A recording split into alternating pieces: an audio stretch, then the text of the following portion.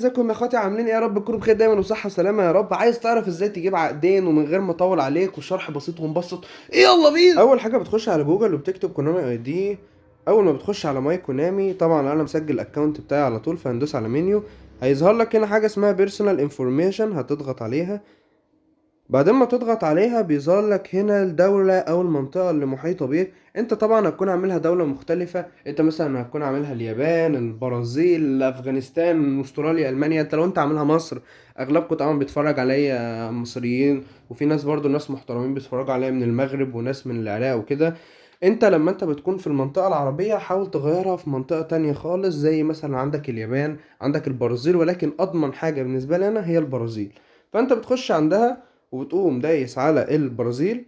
يعني هو مثلا بتدوس عليها اهو وتحاول تغيرها للبرازيل. طبعا هيعوز منك تأكيد على الاكونت بتاعك، هتدوس سبميت هنا. وبعد طبعا ما الكود بيوصلك على الايميل اللي انت مسجل عليه الكوناما اي دي وبتدوس نيكست، بيدخلك هنا في المنطقه دي، وبيعرفك ان اهم حاجه ان انت ما تعرفش تغير المنطقه دي غير بعد 365 يوم، يعني سنه كامله.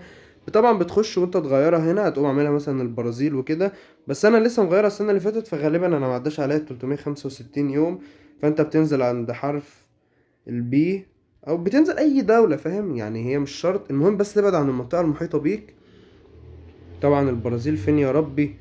البرازيل اختفت يا رجاله، لا حول ولا قوه الا بالله. اهي لقيناها، الحمد لله وصلت بالسلامه. وبتدوس على الشرطه الصح دي وبتدوس ابديت.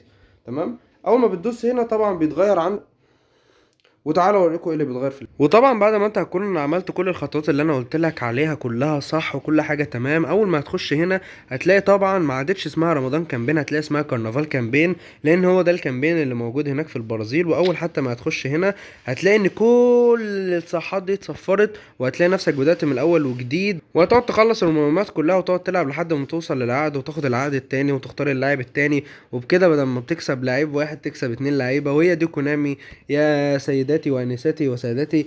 وشكرا لكم لحسن استماعكم لهذا الفيديو. طبعا ما تنساش اللايك والاشتراك والسبسكرايب، واللي انت اكيد عارف الموضوع كله يعني. ده هو لايك وهتدوس على زرار السبسكرايب لو انت جديد، وهتنزل تصلي على النبي في الكومنتات. موضوع بسيط جدا. والى اللقاء، الى اللقاء.